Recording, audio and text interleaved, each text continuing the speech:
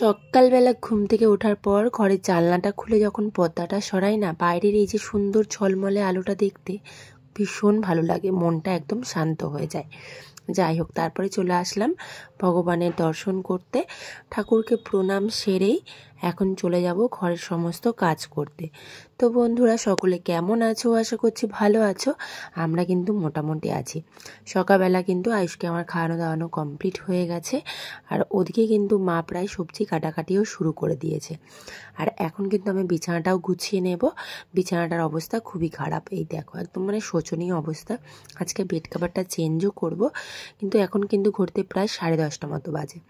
যেহেতু ছেলেকে ওদিকে খাইয়ে ফ্রেশ করেছি, আজকে রান্না হবে চিকেনটা একদম নুন হলুদ মাখিয়ে রাখা হয়েছে। সকাল হয়েছিল তরকা, আর আজকে মিঠু ঘুমোচ্ছিল বলে ওকে পেয়ারা দেওয়া হয়নি।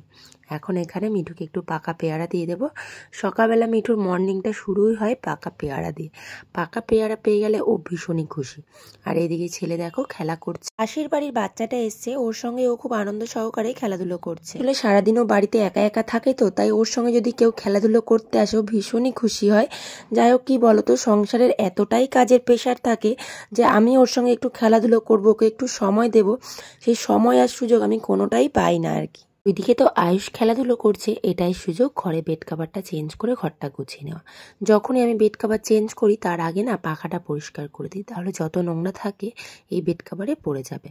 যাই হোক, দেখতে দেখতে এখন দেখো আমার বেডটা কিন্তু ক্লিন করা হয়ে গেল, কাভারটাও চেঞ্জ করে দিয়েছি। আর ঘরটা কিন্তু এখনও ঝাড়ু দিইনি, ঝাড়ু দেবো। এমনি মোটামুটি ঘরটা পুরো গুছিয়ে নিয়েছি, আলনা ফালনাগুলো জামা কাপড় দিয়ে সব কিন্তু গোছানো কমপ্লিট।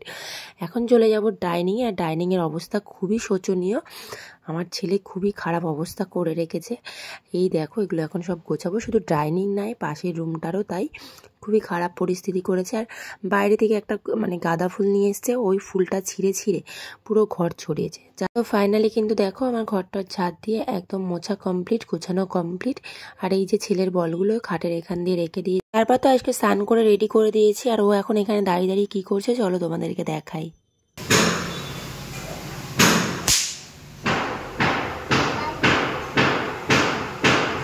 ফাটাও, সুন্দর করে ফাটাও। আমার হাতে দাও, আমার হাত থেকে নিয়ে নিয়ে ফাটাও। আমার হাতে ঢেলে দাও, ঢেলে দাও, আমার হাতে ঢেলে দাও। এবার আমার হাত থেকে নিয়ে নিয়ে ফাটাও। নাও নাও, একটা একটা করে নাও নাও। যা, ওটা তো ফাটতো না, একটু রোদ্রে দিলে ফাটতো, জানো তো বাবা। যা, ওটাও তো ফাটলো না, ওই জন্য বললাম একটু রোদ্রে দিলে ফাটবে। দেখেছো, একটাও ফাটছে না, মাত্র দুটো ফেটেছে। ও বাবা, এখানেই ফাটাও, এখানে ফাটলে যদি ফাটে এখানে ফাটাও। যা যা, আর ফাটবে না বাবা, চলো। দুর্গাপুজো কালী পুজো সেই কবে চলে গেছে, তবু ওর বাজি ফাটানো এখনো কমপ্লিট হয়নি। এদিকে কিন্তু চিকেনটা বসিয়ে দিয়েছে, মাই রান্না করছে। মা একটু বাইরে গেল, আর ছেলের জন্য যে চিকেনটা করবো ওটা আলাদা রেখে দিয়েছি। আর ছেলেকে লেবু খাওয়াবো, লেবুটাও ভিজিয়ে রেখেছি। আর ছেলের দিকে কান্না দেখো, নাচ করছে কেমন। তুমি নাচ করছো কেন? একটু নাচ করো, একটু নাচ করো দেখি, নাচ করো, একটু নাচ করো বাবা।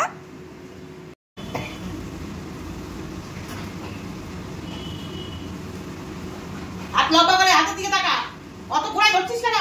দাঁড়া দাঁড়া দাঁড়া দাঁড়া, রাখো রাখো।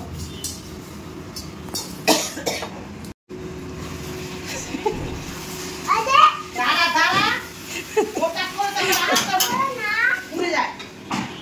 দেবো তো, পা তো সব নিয়ে গেল, তোর বাবা ধরাবে না, কত তুপড়ি ছিল। এবার আমি রাখবো, আমার দেবো বোকা।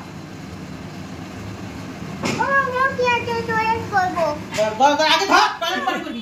ঘরের মোটামুটি কাজ কমপ্লিট হয়ে গেছে, এখন তো স্নান করার পালা আর জামা কাপড় কাচার পালা। তো জামা কাপড়গুলো সার্ফে ভিজিয়ে দিলাম, তারপরে চলে এলাম বারান্দায় আগের দিনের জামা কাপড়গুলো তোলার জন্য। মানে আজকে জামা কাপড় মেললে না বেশ বারান্দায় থাকলে কালকের মধ্যে জামা কাপড়গুলো বেশ শুকিয়ে যায়। তো চলো ঝটপট করে জামা কাপড়গুলো তুলে নিই, পরে তোমাদের সঙ্গে দেখা হচ্ছে। আমার অবস্থা দেখো, আমি এখনো স্নান করতে পারিনি, এখনো যে স্নান করবো। এদিকে জামা কাপড়গুলো তুলে নিলাম, কারণ যে জামা কাপড়গুলো কেচেছি ওগুলো আবার মেলতে হবে, মানে কাচিনি, কাচবো। তো চলো এগুলো নিয়ে আগে রাখি, তারপর আমি স্নান করতে ঢুকবো, পরে আবার তোমাদের সঙ্গে দেখা হচ্ছে। ঘড়িতে বাজে দুপুর 1:45, আর আমি এইমাত্র দেখো স্নান করে একদম বেরোলাম। এখনো যে জামা কাপড় কেচেছি সেগুলো এখনো মেলতে পারিনি, এখন গিয়ে মেলবো, তারপর ওই যে ছেলেকে খাওয়াবো। আর এদিকে কিন্তু মা রান্না হয়ে গেছে। আর মা আজকে যেহেতু বৃহস্পতিবার, মা গেছে তোমার পুজো দিতে। মার সঙ্গে কিন্তু মার নাতিও চলে গেছে পুজো দিতেও। পুজো দিতে বা দেখতে ভীষণই ভালোবাসে। যাই হোক, চলো এবার তোমাদেরকে দেখাই বাড়িতে আজকে কি কি রান্না হয়েছে। আজকে রান্না হয়েছে শাক ভাজা, আর এই যে এখানে দেখতে পাচ্ছ ডালটা, এটা হলো কালকের ডাল, আর রান্না হয়েছে চিকেন। চলো চিকেনের কালারটা দেখাই। তো এই হলো দেখো ফাইনাল চিকেনের কালার, এটা হলো চিকেন। এই যে দেখতে পাচ্ছ কুকারের মধ্যে রয়েছে হলো আইসের চিকেনটা। দুপুরে ছেলেকে খাইয়ে দাইয়ে ঘুম পাড়াতে পাড়াতে নিজে খেতে খেতে 4:30 বেজে গেছিলো, তাই জন্য তোমাদের সামনে আসা হয়নি। এখন হলো সন্ধ্যেবেলা, যেহেতু বাড়িতে আজকে চিকেন রান্না হয়েছে তাই জন্য রুটি হবে। আর এখন তো ঠান্ডা ঠান্ডা পড়ে যাচ্ছে, তাই জন্য রাত্রে এখন রুটিই খাওয়া হবে। মা আর বাবা আর কি রুটি খাবে। মা এখানে কিছুটা ছোলা ভিজিয়ে রেখেছিল, সেটাকে আমি সিদ্ধ করে একটু ভেজে নিচ্ছি খাবো বলে। তো যাই হোক, চলো আজকে ভিডিওটা আমি এখানে এন্ড করছি। সবাই ভালো থেকো, সুস্থ থেকো, সাবধানে থেকো, টাটা, বাই বাই।